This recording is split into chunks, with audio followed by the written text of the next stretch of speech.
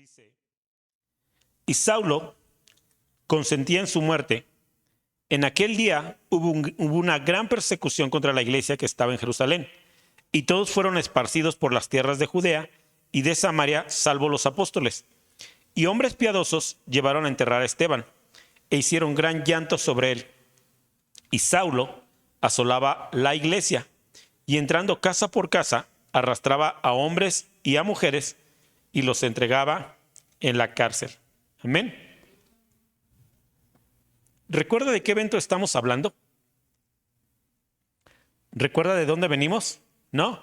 Bueno, se lo comparto. Venimos de la muerte de Esteban.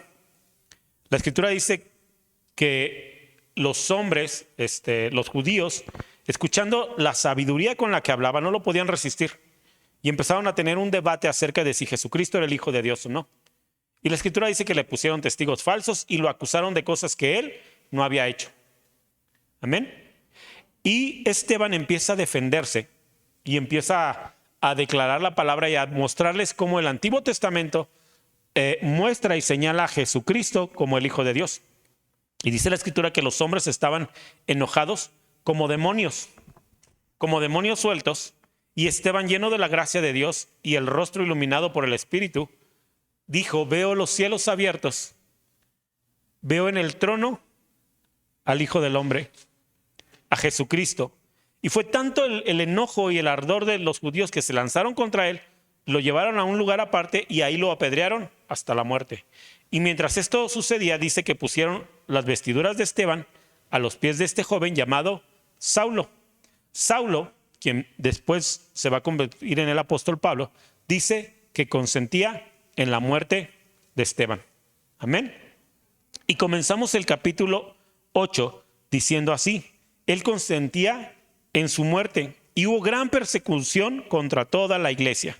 Toda la iglesia que estaba en Jerusalén fue perseguida y fueron esparcidos. Solamente los apóstoles se quedaron en Jerusalén. Hombres piadosos tomaron el cuerpo de Esteban y lo llevaron a enterrar.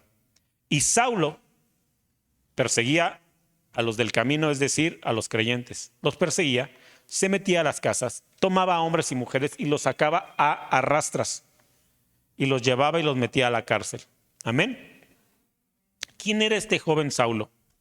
Bueno, la Biblia dice que este joven era un hombre y un joven muy sabio, muy inteligente, muy astuto, con mucha influencia y sabía hablar.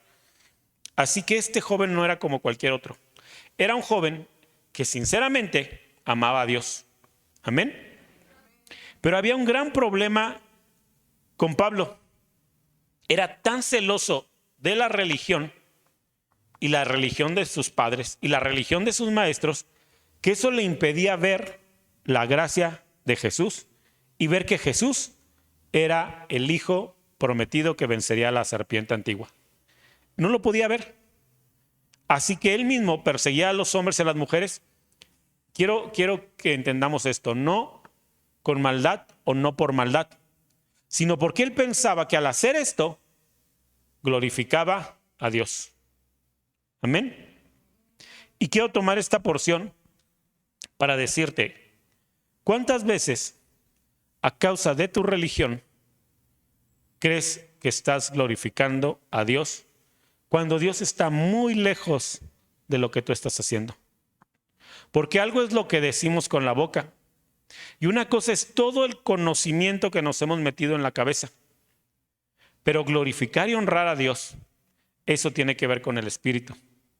Si el Espíritu no está inmiscuido en esto, no hay adoración genuina. No hay amor verdadero porque no hemos conocido a Jesús. Amén. Piensa en esto.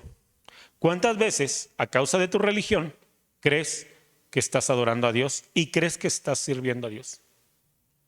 ¿Cuántas veces el celo por lo que tú crees es superior al celo por Dios? ¿Crees que ha sucedido? ¿O crees que tú podrías levantarte y decir: no, yo no, yo recto? Porque no hay maldad en mí. Yo solamente quería servir a Dios. Yo solamente quería agradar a Dios. La verdad es que muchos lo hemos hecho. Muchos lo hemos hecho. ¿Qué pasaría si un borracho entrara en este momento, o alguien drogado, o una prostituta vestida para el trabajo? ¿Qué pasaría? ¿La mayoría se acercaría a saludarlo? La verdad es que no. La verdad es que lo miraríamos de lejos. Y si pasara aquí al frente y se parara y dijera, a ver, permítame, pastor, que ore por mí. Algunos, me ha tocado verlo en algunas iglesias, algunos se pararían y agarrarían al borrachito y lo sacaban casi que a patadas. ¿Cómo se te ocurre pararte en ese santo lugar? La verdad es que nuestra religión nos lleva a un celo falso donde creemos que honramos a Dios. ¿Por qué Dios debería de tenerte en cuenta? ¿Por qué Dios te debería de ver con buenos ojos? ¿Por lo que haces? ¿Qué es lo que haces que Dios debería de verte con buenos ojos? ¿Cómo es la forma en que le has demostrado a Dios que lo amas? ¿Cómo explicas el celo por la casa de Dios? ¿Cómo lo explicas? La verdad es que muchos de nosotros vivimos vidas más llenas de religión que de Dios. Más llenas de religión que de Dios. Recuerdo la primera vez que me enfrenté con algo así a un amado familiar que tenía su grabadora en aquel tiempo. Creo que ya les había contado esto. En aquel tiempo eran cassettes. No era ni USB ni disco, eran cassettes de los de antes. Y recuerdo que nos hacía énfasis que su grabadora estaba santificada. Porque desde que la compró, ni un solo cassette pecador inmundo de esos del mundo, salsa y demás cumbiones locos, ha pasado por esa grabadora. Y cuando alguien se la pidió prestada, la prestó.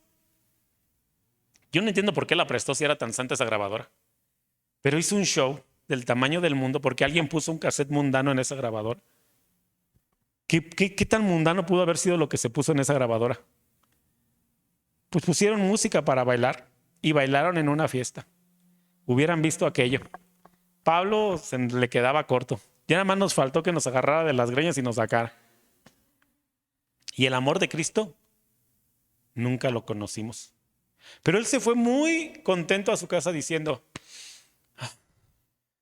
se dieron cuenta que conmigo no se meten porque yo soy cristiano de los buenos. Hay gente que dice, es que yo nací en cuna cristiana. Eso no existe, esa es una fumada que se inventaron los cristianos. Eso no existe, la cuna cristiana no existe. Tú naciste de padres creyentes y en algún momento va a ser tu responsabilidad confrontarte con Jesucristo. Pero tu religión o nuestra religión nos dice, lo hacemos por Dios. Así que ¿a cuántas personas has lastimado? ¿Cuántas veces tu religiosidad te ha impedido amar o relacionarte con los demás? Escucharlos o entenderlos. ¿Cuántas veces tu religiosidad te ha impedido mostrar el amor de Cristo? La verdad es que muchas. Y este es Saulo. Saulo es un pecador que tiene un pasado. Y al menos yo tengo un pasado. No sé ustedes, yo tengo un pasado y bastante colorido. Hay de todo ahí. De chile, de dulce y de manteca, de todo. Lo que me pregunten, si no lo hice se me ocurrió. Pero lo que más me goza es que todo pecador tiene un pasado. Pero también todo pecador tiene un futuro. Y es donde perdemos de vista las cosas. Por eso es que necesitamos decirle al Señor, enséñame a ver con tus ojos. Pon tu sentir en mi corazón. Deja que mi corazón lata al mismo tiempo que el tuyo. Porque Dios ve grandes cosas donde nosotros no vemos nada. ¿Cómo ve Dios a las personas? Es maravilloso, es maravilloso. Yo mismo he estado aquí en la congregación y de repente llegan familias completas y viene el hermano, el primo, el sobrino y vienen todos. Y el más cristiano es el que siempre se me presenta aquí al frente y me dice, pastor, venimos nosotros como familia, yo representante de toda la familia cristiana. Y se ven tan bonitos. Y por lo regular siempre hay uno así como que el fellito, el negrito del frijol. Ese me lo avientan siempre. Ese lo identifico porque ni siquiera se me quiere acercar. Ese me ve de lejos y nada más me hace, venga para acá. Y como pastor, algunos los he visto y he dicho, Señor, casi me puedo sentir como Samuel. He ahí a tu siervo que va entrando. Míralo, míralo, chulada. Biblia grande bajo el brazo. Llegó era las 6:30, llegó a las 6:15. He ahí un varón de Dios. Y el Señor me ha enseñado cada vez que ese es puro cuento. A veces he entrado a la congregación y veo personas y digo, ay, a por ningún lado se le ve lo cristiano. O que quiera conocer de Dios o cambiar su vida, no se le ve por ningún lado. Y de repente el Señor me dice, voltéalo a ver de nuevo. Velo de nuevo porque yo tengo grandes planes para él. Pero Señor, ¿que no lo estás viendo? Y me doy cuenta que el que no ve, soy yo. Así que Pablo tiene un futuro glorioso y vamos a leer de él en los próximos capítulos. Pero quiero que en esta parte y estos 3 versículos, quiero que entiendas esto. La religión realmente mata. Y la religión nunca nos va a dejar experimentar ni mostrar el amor de Cristo. Amén. Vamos a seguir en el verso 4. Hechos 8, del 4 en adelante. ¿Lo tienes? Dice así. Pero los que fueron esparcidos iban por todas partes anunciando el evangelio. Entonces Felipe, descendiendo a la ciudad de Samaria, les predicaba a Cristo. Y la gente unánime escuchaba atentamente las cosas que decía Felipe, oyendo y viendo las señales que hacía. Porque de muchos que tenían espíritus inmundos, salían estos dando grandes voces, y muchos paralíticos y cojos eran sanados. Así que había gran gozo en aquella ciudad. Amén. ¿Les gustaría ver esto? ¿Les gustaría ver que la gente se sana y que chulada y multiplicación de ¿Les gustaría verlo? Alce su mano el que diga, yo lo quisiera ver. Gloria a Dios. Ahora ahí le van las letras chiquitas. Las letras chiquitas del contrato. Esto sucedió en medio de la persecución. No estaban contentos. No dijeron un día, ¿y si hacemos una campaña evangelística? No dijeron, vamos a evangelizar allá. ¿Quién pone las palomitas? No. La escritura dice que hubo tal persecución que tuvieron que salir huyendo. Unos salieron de noche, otros en carretas. Unos se fueron ahí veredeando el cerro. Pero tuvieron que ir huyendo porque les iba a costar la vida quedarse. Pero a donde llegaban, predicaban el evangelio y el Espíritu los respaldaba con poder. De nuevo, ¿queremos ver estas cosas? Sí. ¿Cuáles son las letras chiquitas? Lo que mejor ayuda al evangelio es la crisis.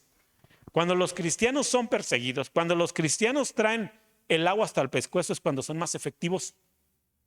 Es cuando son más efectivos. Porque te traes el agua hasta el pescuezo y ya no sabes qué hacer.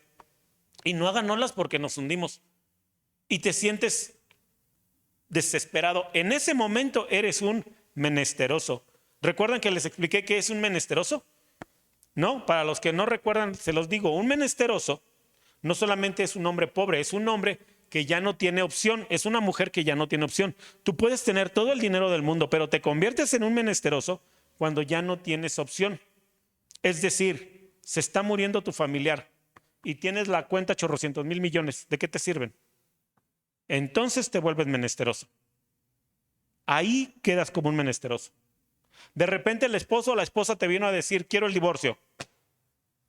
Y tú tienes casa y tienes alimento para darle y tienes un buen trabajo y tienes todo el amor del mundo. Pero ya te pusieron el acta de divorcio así. Y no te dijeron si quieres, fírmale ya, no te quiero. Ya no puedes hacer nada, ni con todo tu amor, ni con todas tus palabras, ni con todo tu dinero, ni con nada. Entonces te conviertes en un menesteroso. Y el mejor momento de los creyentes es cuando somos menesterosos. Porque entonces te das cuenta que no tienes nada de dónde agarrarte más que de Jesús. Es tu único lazo, es tu única cuerda de salvación. Así que como no hay otra cosa en tu pensamiento y en tu corazón, es lo que das. Como pastor, te lo digo, el tiempo en que más he sido efectivo en el ministerio, mejor he trabajado y desarrollado los dones que Dios me ha dado, ha sido en medio de la crisis. Ha sido en medio de la crisis. En una de las crisis más fuertes que tuve, predicaba 7, 8 veces a la semana. Y tenía unos estudios aquí, iba a dar estudios allá, y consejería aquí, y consejería allá, y todo el día no paraba. Y estaba sumergido en una crisis que ya sentía yo que me moría. Entonces, ¿quieres que todas esas cosas se repitan? ¿Quieres vivir el gozo del evangelio? Aguanta, porque el gozo es en medio de la crisis. Amén. Nadie sabe de la provisión y de la mano de Dios y del amor de Dios sino aquel que lo experimenta de primera mano. Nadie sabe acerca de la calma si no atraviesa la tempestad primero. Así que no eres capaz de amar y no eres capaz de entender hasta que no pasas por crisis primero. Y eso hace florecer el evangelio, porque entonces mi preocupación por ti es sincera. Una cosa es decirle, sí, hermano, échale ganas, que le vaya bien. Es que se me está muriendo mi familiar. Ay, sí, échale ganas. También no se me ha muerto nadie, así que échale ganas, Dios me lo bendiga. Pero cuando ya pasaste por esa crisis, entonces los puedes entender. Y los discípulos estaban siendo perseguidos y azotados y calumniados. Así que cuando van a compartir el evangelio, lo comparten con el corazón. Y dicen, este es el Hijo de Dios. ¿Quieres aprender gozo? Aguanta las tribulaciones. ¿Cuál es la otra forma de reaccionar ante las tribulaciones? La amargura. Y la amargura te consume a ti mismo. Hay crisis, hay tribulaciones, pero como tú no te has dado cuenta que eres un menesteroso, tú crees que todavía tienes oportunidad y crees que te vas a salvar porque eres inteligente o porque tienes dinero o porque tienes recursos o porque sabes hacer esto o aquello y no te has dado cuenta que eres menesteroso, entonces no puedes agarrarte de Jesús. Y lo único que empiezas a formar son raíces de amargura en tu corazón. Muy cristiano, muy amargado. Eso es lo único que viene a nuestro corazón. Así que experimenta el gozo del Señor y experiméntalo en medio de la crisis. Si tú me dices que tienes gozo porque viniste a brincar y a danzar aquí, te emocionaste. Si tú me dices que tienes gozo y andas que no te calienta ni el sol, entonces te creo que tienes gozo. Entonces creo que has encontrado el gozo del Señor. Vamos al capítulo 8, ahí mismo en el verso 9. ¿Lo tienes? Pero había un hombre llamado Simón que antes ejercía la magia en aquella ciudad y había engañado a la gente de Samaria haciéndose pasar por algún grande. A este oían atentamente todos, desde el más pequeño hasta el más grande, diciendo, este es el gran poder de Dios. Y les estaban atentos porque con sus artes mágicas les había engañado mucho tiempo. Pero cuando creyeron a Felipe, que anunciaba el evangelio del reino de Dios y el nombre de Jesucristo, se bautizaban hombres y mujeres. También creyó Simón mismo y habiéndose bautizado estaba siempre con Felipe y viendo las señales y grandes milagros que se hacían, estaba atónito. Amén. Ok, ¿qué pasa cuando hay avivamiento? Esto, hermanos, es una bendición y es una broncota. Cuando hay avivamiento y cuando la gente empieza a recibir a Cristo y cuando la gente empieza a creer, es una gran bendición. Familias son transformadas, hombres, mujeres, niños son tocados. Y la Escritura dice que los discípulos predicaban y que todos se venían para ser bautizados. Pero ahí en ese lugar había un hombre que era un brujo. Y la Biblia dice que los engañaba a todos. Y todos pensaban que era un hombre grande en Dios. Porque con su magia los engañaba. Amén. Primero, hermanos, que hablen de la Biblia no significa que sean cristianos. Que afuera de sus locales o sus congregaciones diga el Dios verdadero de amor y paz, no significa que sean creyentes. Amén. Que hagan llover oro del cielo no significa que sean creyentes. No significa que sean creyentes. Hay un lugar en esta ciudad que todavía sigue funcionando, Dios, donde el líder, el pastor, pone como brillantina en los ductos de aire acondicionado. Y cuando la iglesia está bien emocionada, cante y cante y gozándose en el espíritu, prendan el aire acondicionado. Y el aire se lleva a eso y empieza a caer. Y la gente dice, no manches, está lloviendo oro. Está lloviendo oro. Y alguien empezó a recolectarlo. Después la iglesia sufrió una crisis. Y le dijeron, pastor, ¿pero por qué batallamos? Tenemos todo eso recolectado. ¿Por qué no lo vendemos? Y él dijo, mira, lo que pasa es lo siguiente. Como este oro es oro celestial, oro del cielo, no es igual que el oro feo de aquí. Entonces cuando lo llevemos ni siquiera van a decir, no, no es oro, pero porque es oro celestial. ¿Ves? Ponte abusado. Cuando hay avivamiento, debemos tener cuidado porque hay muchos lobos y muchos hombres que aprovechan artes mágicas y a base de palabras y engaños confunden a todos. Amén. Tengan cuidado. Pero te digo otra cosa, también conozco otra congregación, esa está en la Ciudad de México, donde así, de repente estaban en medio de la alabanza y empezaron a caer como gotitas. Y lo que recogieron era oro, realmente era oro. Y alguien fue y lo llevó a la casa de empeño y se lo compraron, oro. Y no fue en una fila ni en dos, fue en toda la congregación. Por todos lados empezó a caer eso. ¿Puede suceder? Claro que sí puede suceder. Pero necesitamos el discernimiento del Espíritu. Y la misma Escritura dice, no le crean a todos los espíritus, sino pruébenlos. Prueben a los espíritus y dense cuenta de dónde vienen. Pero es que, pastor, usted no lo vio, sí, oró y tenía el dedo torcido y nomás oyó otro no y se enderezó solito, nadie lo tocó. Sí te creo. Pero cualquier enseñanza, cualquier hombre, cualquier mujer, hombre o persona, así haga llover milagros del cielo todos los días, si no se alinea a la Escritura, no es de Dios, ni proviene de Dios. Y cuando Dios da oro, aceite o lo que sea, es oro, es aceite. No es, creo que, a una persona le decían, mira, lo que pasa es que el milagro viene en partes.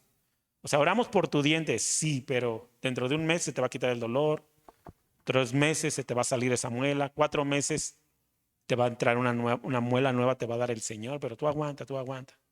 Ahora, que si no te sale la muela, no es por mi culpa, es tu culpa que no tienes fe. Así que gente así vas a encontrar por todos lados. Amén. Pero ten cuidado, ten cuidado. Ahora, la Escritura dice que este hombre, que era brujo, también creyó. Y cuando vio lo real, dijo, wow, yo quiero esto. Y también se bautizó. Entonces ahí dijimos, gloria a Dios, porque el brujo se arrepintió. Pero dice la Escritura que ahora el brujo andaba pegadito con Felipe. ¿Y para dónde iba él? Iba el brujo. Y ahí nada más viendo y viendo qué hacían y viendo qué hacían. Déjame leerte una porción antes de que continuemos. Segunda de Timoteo, capítulo 3. Segunda de Timoteo, capítulo 3, verso del 1 al 7. Segunda de Timoteo 3, del 1 al 7. ¿Lo tienes? También debes saber esto, que en los postreros días vendrán tiempos peligrosos, porque habrá hombres amadores de sí mismos, avaros, vanagloriosos, soberbios, blasfemos, desobedientes a los padres, ingratos, impíos, sin afecto natural, implacables, calumniadores, intemperantes, crueles, aborrecedores de lo bueno, traidores, impetuosos, infatuados, amadores de los deleites más que de Dios, que tendrán apariencia de piedad, pero negarán la eficacia de ella. A estos evita. Amén. Hasta ahí vamos bien, ¿de acuerdo? Porque estos tipos son lo peor de lo peor. Amén. ¿Qué harías con una persona así? ¿La rechazarías? ¿La rechazarías? Yo espero que la rechaces, digo. Pero la culpa es de ellos, ¿verdad? Son hombres malvados. Vamos a terminar el 6 y el 7, dice. Segunda de Timoteo 3, del 1 al 7. Vamos a leer el 6 y el 7. El 6 y el 7. Amén. ¿Lo tienes? Ok, me sigues en tu Biblia. Dice así: porque de estos son los que se meten en las casas y llevan cautivas a las mujercillas cargadas de pecados, arrastradas por diversas concupiscencias. Estas siempre están aprendiendo y nunca pueden llegar al conocimiento de la verdad. Amén. ¿Toda la culpa es de ellos? ¿Toda la culpa es de estos hombres? No. La Biblia dice que estos nada más usan lo que hay en las personas y buscan a las personas que tienen necesidad de estar escuchando cosas nuevas cada día, cosas nuevas cada día, cosas nuevas cada día. Usan a estas personas. En el verso 6 dice: se meten en las casas de estas mujeres y llevan cautivas a las mujercillas cargadas de pecados, arrastradas por diversas concupiscencias. Estas siempre están aprendiendo y nunca pueden llegar al conocimiento de la verdad. ¿Toda la culpa es de esos hombres o de este tipo de personas? No. La culpa la lleva también aquel que le abre la puerta, aquel que se rechaza conocer el evangelio, aquel que tiene la actitud de usted que está más cerquita de Dios. Usted que está más cerquita de Dios. De verdad, yo creo que cada pastor podemos dar testimonio de las veces que hubiéramos podido sacar ventaja de tantas personas. Porque no quieren escuchar, porque no quieren oír, porque tienen actitud de vida de usted que está más cerca de Dios, usted que sabe, usted que conoce. Y usted también. Aquí está la Biblia, léala. Amén. Así que sin palabra vamos a ser arrastrados. Continuamos en Hechos capítulo 8. Hechos capítulo 8, verso 14 al 17.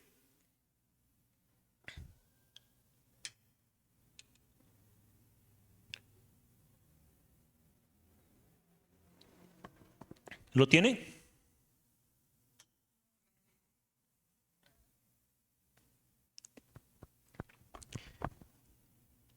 Cuando los apóstoles que estaban en Jerusalén oyeron que Samaria había recibido la palabra de Dios, enviaron allá a Pedro y a Juan, los cuales, habiendo venido, oraron por ellos para que recibiesen el Espíritu Santo, porque aún no había descendido sobre ninguno de ellos, sino que solamente habían sido bautizados en el nombre de Jesús. Entonces les imponían las manos y recibían el Espíritu Santo. Amén. Ok, el mover del Espíritu Santo es para este tiempo. El mismo poder del Dios del Nuevo Testamento es el mismo Dios y es su mismo poder hoy. Hay quien dice, es que ahora ya es otra cosa. Los tiempos del Antiguo Testamento, ahí se manifestó la gloria de Dios porque era necesario. Pero en el Antiguo Testamento ya no. Ok, y los discípulos, y los milagros, y las sanidades, y los prodigios. No, perfecto. Ya se les cayó su argumento de que nada más allá. Está de este lado de la gracia. Bueno, entonces lo que pasa aquí es que al principio los apóstoles lo necesitaban para que supieran quiénes eran. Pero ya después cuando la gente se dio cuenta, ya se acostumbró, pues ya no lo necesitaron. Entonces el Señor se llevó todos los dones. No. Los milagros, las sanidades, los prodigios son para este tiempo. Pero como en todo momento, todo lo da Dios conforme Él quiere. Amén. Algo que debemos entender, iglesia, es que somos un cuerpo y una familia. Que cada quien tiene dones y que cada quien tiene diferentes funciones dentro del cuerpo. A uno les va a tocar ser pie y a otros mano. Unos son puro corazón y otros son puño cerrado. Pero todos tienen una función dentro del cuerpo. ¿Quién estaba predicando? Felipe. ¿Quién hacía prodigios, milagros y maravillas? Felipe. ¿Pero qué necesitaban entonces? La venida del Espíritu. ¿Y qué hicieron? Felipe, tú ya sabes de eso. Tú ya conoces al Espíritu. Tú diles. No, mandaron a Pedro y a Juan. Amén. ¿Sabes que eso también ha sido un problemota? Estamos hablando de avivamiento y estamos hablando de cómo el Señor va trayendo y va trayendo y va trayendo gente a la iglesia y cómo podemos y debemos reaccionar nosotros. Amén. Uno de los grandes problemas en las iglesias y por las que hay división, el hermano va a predicar allá Y ella empieza a evangelizar. Y la gente empieza a llegar. Y de repente la gente quiere recibir. Y el hermano dice, pues si yo les prediqué, yo les evangelicé, pues ahora yo soy el pastor. Pastor, ahí nos vemos. Es que acá ya tenemos 50 gentes. Ahora yo voy a ser el pastor de acá. Pero si tú lees la escritura, dice que todos tenemos diferente función dentro del cuerpo. Hay problema porque alguien, Dios levante un nuevo pastor en la congregación. No hay problema, Dios puede hacerlo. Y podemos tener 1 y 1000 congregaciones. El problema es que tú creas que tú eres el único, que tú eres la única, que si tú no lo haces, nadie más lo hace. Y que tú eres la que tiene la unción, o la enseñanza, o la sabiduría. Y si tú no lo haces, entonces nadie más. Pero la escritura no nos enseña eso. Nos dice que cada quien tiene una función dentro del cuerpo. Amén. Ahora lo interesante aquí es saber, ¿y tú ya sabes qué parte eres del cuerpo? ¿Ya sabes cuáles son tus dones y talentos? Porque como siempre, todos saben a lo que no los llamó Dios. Hermana, ¿nos puede ayudar con los niños? Es que yo no tengo ese llamado. Hermana, ¿nos puede ayudar en la alabanza? No, es que Dios a mí no me dio la bonita voz. ¿En el aseo? No. ¿Predicación? Tampoco. ¿Evangelismo? No. Dios no me llamó eso. Oh, bueno, entonces ¿a qué la llamó? Pues no sé, pero sé a qué no me llamó. Ya. ¿Qué deberían de saber primero? ¿A lo que les llamó? Eso es lo primero que deberían de saber. Amén. Ahora, ¿conoce sus dones y talentos? ¿Sabe a qué lo llamó Dios? ¿No? Qué bueno. Digo qué bueno porque va a tener que orar para que Dios le revele. Primero. Segundo, venga el discipulado 2. Por cierto, este domingo vamos a hablar sobre los dones. Y vamos a hacer una especie de ejercicio donde usted se va a dar cuenta qué dones tiene y hacia dónde Dios lo está llamando. Si usted se siente así medio norteado, ese estudio le va a servir. Amén. Gloria a Dios. Funcionó el, ¿cómo se llama el comercial? Somos un equipo, somos una familia. No todos estamos llamados a lo mismo y no todos vamos a hacer lo mismo. No todos tenemos que ser amor, corazón, ven, yo te quiero. No todos tenemos que ser duros. No todos tenemos que ser igual. Pero sí debemos de entender que somos una familia. Vamos ahora a Hechos, capítulo 8, verso 18 al 24.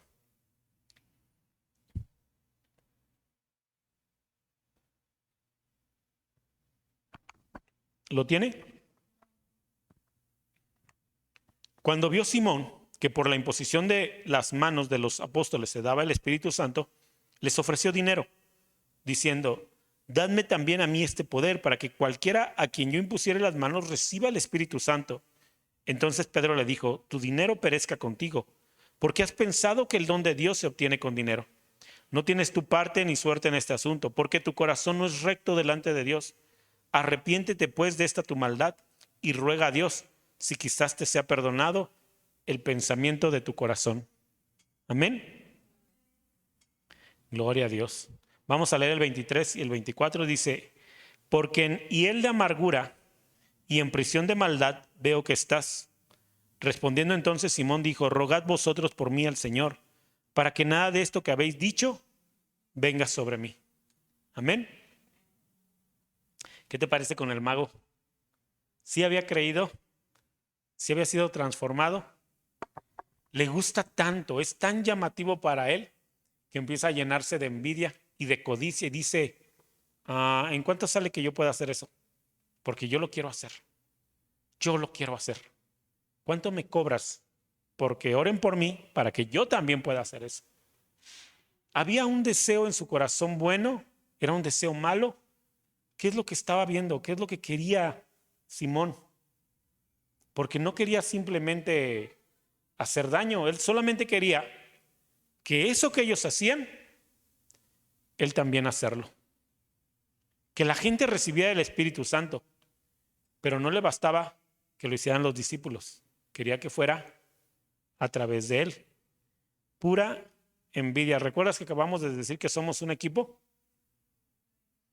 Yo te puedo admirar. Yo puedo decir, no, es que este hermano tiene el don, él lo tiene yo. pero no pudo caer en envidia.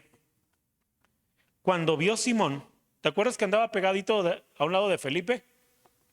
No estaba aprendiendo, estaba codiciando. No estaba aprendiendo, no quería aprender a hacer las cosas. Él solamente quería hacer las cosas. Dame a mí este poder, fue la petición de Simón. Como si los discípulos tuvieran autoridad para hacerlo o no hacerlo. Esa es otra cosa que nos piden mucho a los pastores. Pastor, ¿puede orar por mí para que sea así o tenga esto, me venga aquello? No está en nosotros darlo. Yo quiero predicar como usted, pastor. Ore para que esa unción se me transfiera. No está en mí darlo. Está en el Señor. Amén. No conforme con esto, le puso símbolo de pesos. ¿Cuánto cuesta? ¿Cuánto cuesta? Escuché a un hombre decir hace tiempo, le estoy enseñando a mi hijo y lo estoy preparando porque ya está creciendo y quiero que se haga cargo de una congregación. Era un pastor. Porque ya le dije a mi hijo, ¿para qué batallas si te metes a estudiar cualquier carrera loca? Si aquí en el pastorado está la papa.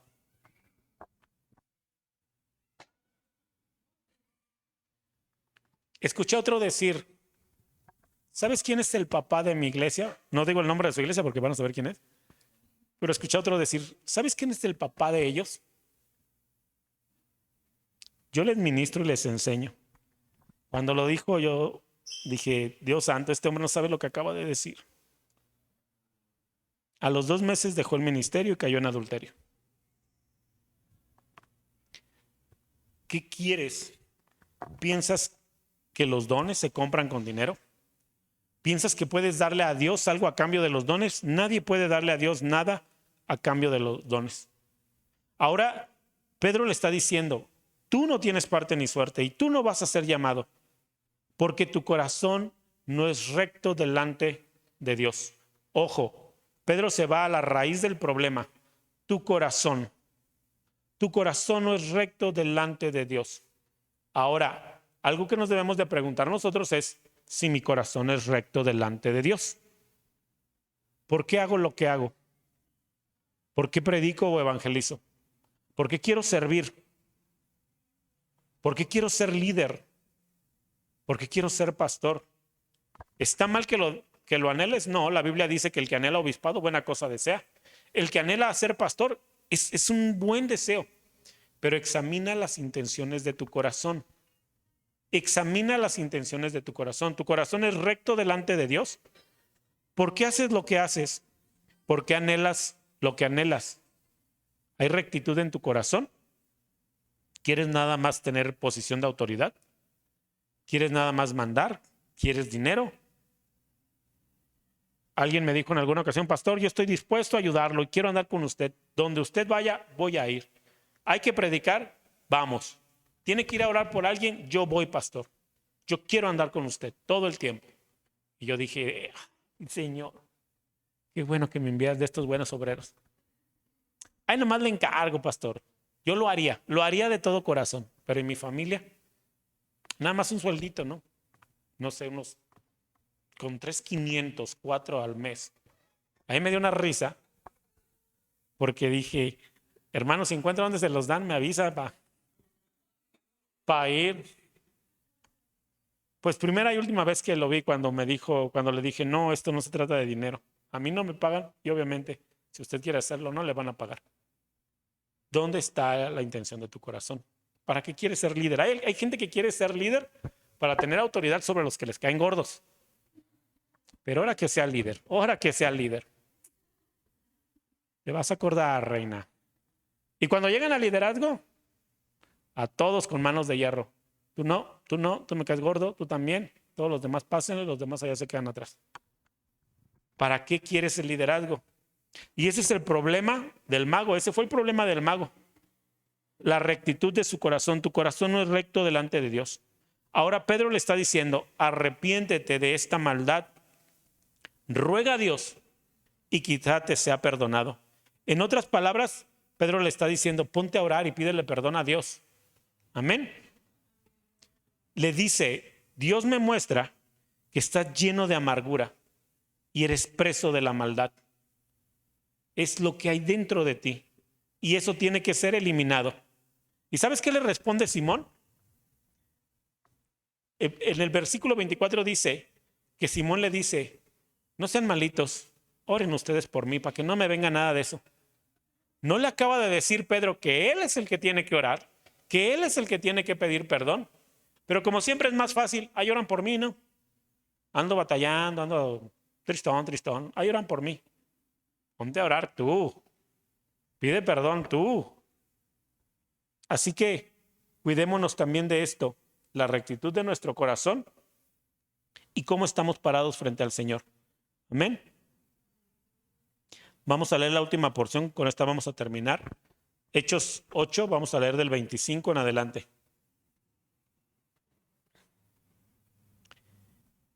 Y ellos, habiendo testificado y hablado la palabra de Dios, se volvieron a Jerusalén. Y en muchas poblaciones de los samaritanos anunciaron el evangelio. Y un ángel del Señor habló a Felipe diciendo, levántate y ve hacia el sur, por el camino que desciende de Jerusalén a Gaza, el cual es desierto.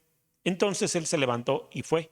Y sucedió que un etíope, eunuco, funcionario de Candace, reina de los etíopes, el cual estaba sobre todos sus tesoros y había venido a Jerusalén para adorar, volvía sentado en su carro y leyendo al profeta Isaías, y el Espíritu dijo a Felipe, acércate y júntate a ese carro.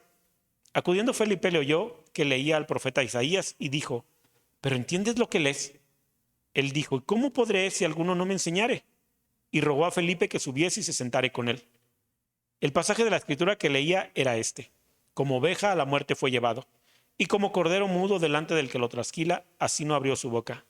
En su humillación no se le hizo justicia. Mas su generación, ¿quién la contará? Porque fue quitada de la tierra su vida. Respondiendo el eunuco, dijo a Felipe, te ruego que me digas, ¿de quién dice el profeta esto? ¿De sí mismo o de algún otro? Entonces Felipe, abriendo su boca y comenzando desde esta escritura, le anunció el evangelio de Jesús. Y yendo por el camino llegaron a cierta agua y dijo el eunuco, aquí hay agua, ¿qué impide que yo sea bautizado? Felipe dijo, si crees de todo corazón, bien puedes.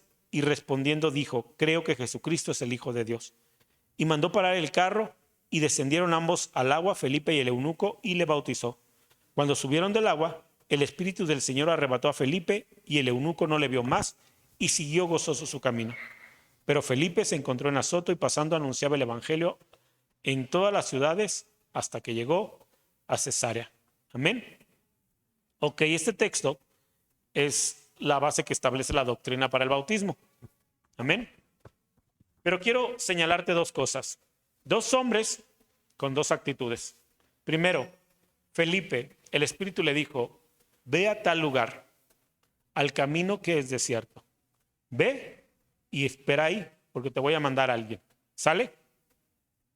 Mira, qué tremendo es seguir instrucciones como esta. Lo que te pidiera Dios, ¿lo harías? ¿Harías lo que Dios te pidiera? Porque muchas veces le hablamos, Dios, háblame, Dios, dime algo. ¿Harías lo que Dios te pidiera? Si Dios te pidiera algo, ¿lo harías? Y Dios pide cosas bien locas como, baja y vete al desierto, allá donde no hay nadie, allá donde no pasa nada, allá donde ni el aire llega, y ahí te quedas. ¿Y tu respuesta natural cuál sería? No, no hay nadie. Tu pensamiento diría, eso fue una tontería que se te ocurrió. ¿Cómo crees que fue Dios? Si allá no hay nadie, si allá no pasa nada. Pero vamos a cambiarle la historia. ¿Qué pasa si el Señor te dice, ve y métete a esa tienda y dile al hombre que yo lo amo? Dile, Dios dice que te ama y que te está esperando. ¿Lo harías? Gloria a Dios. Y si te dice, ahora métete y dile, ¿te arrepientes o te vas al infierno? ¿Lo harías? Híjole, puras buenas ustedes. Supongamos que te dice, ¿ves al que te cayó gordo? Ve y dale un abrazo y dile que cuente contigo. ¿Lo harías? Qué tremendo. Esos son Ay, Dios santo, háblales por favor, porque a todos dicen que sí estos jóvenes. Yo experimenté eso, lo he experimentado, pero ¿sabes cuál fue la más fuerte que experimenté? Que alguien que me cayera gordo me diera a mí. La experiencia también fue de allá para acá porque yo también le caía gordo. Y me dijo, yo no sé por qué, pero el Señor me dijo, ve y bendice a mi siervo. No tengo más que 500 pesos y son para ti. Y me caía mal, me caía gorda. Bueno, era mujer, me caía gorda. Me caía gorda. Pero ¿sabes que la necesidad puede más que el orgullo? Nada más yo lo he experimentado, ¿verdad?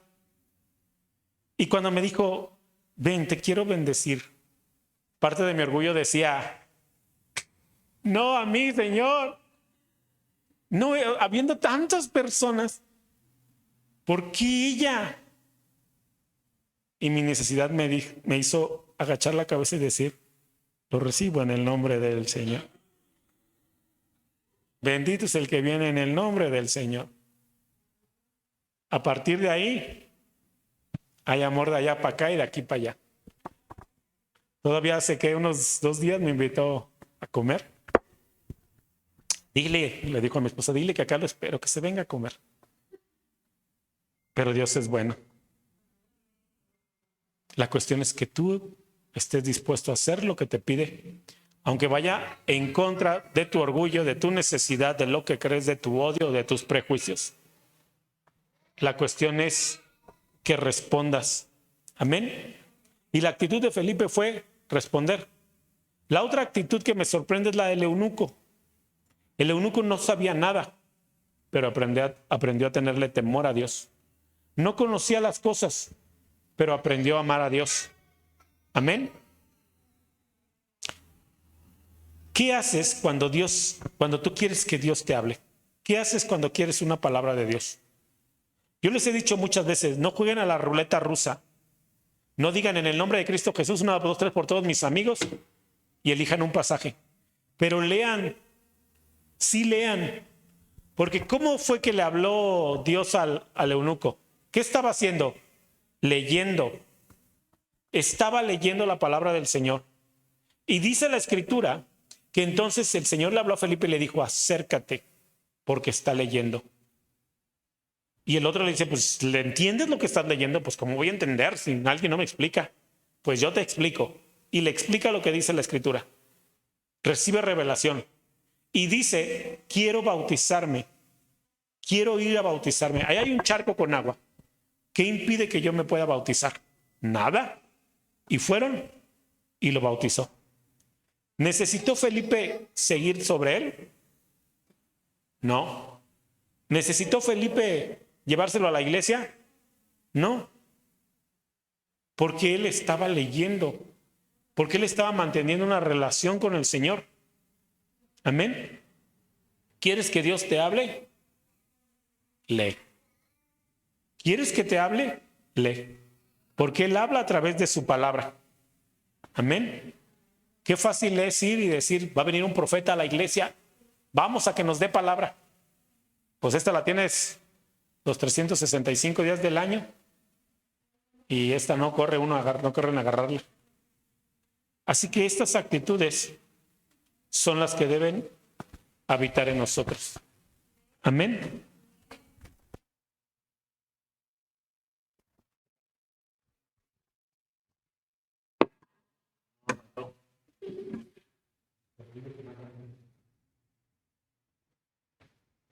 Bueno.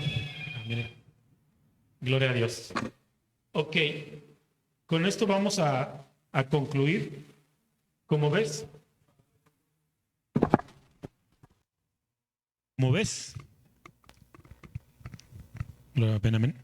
Como ven, son muchas cosas las que hoy abarcamos. Les recuerdo que el estudio lo subimos a la cuenta de YouTube.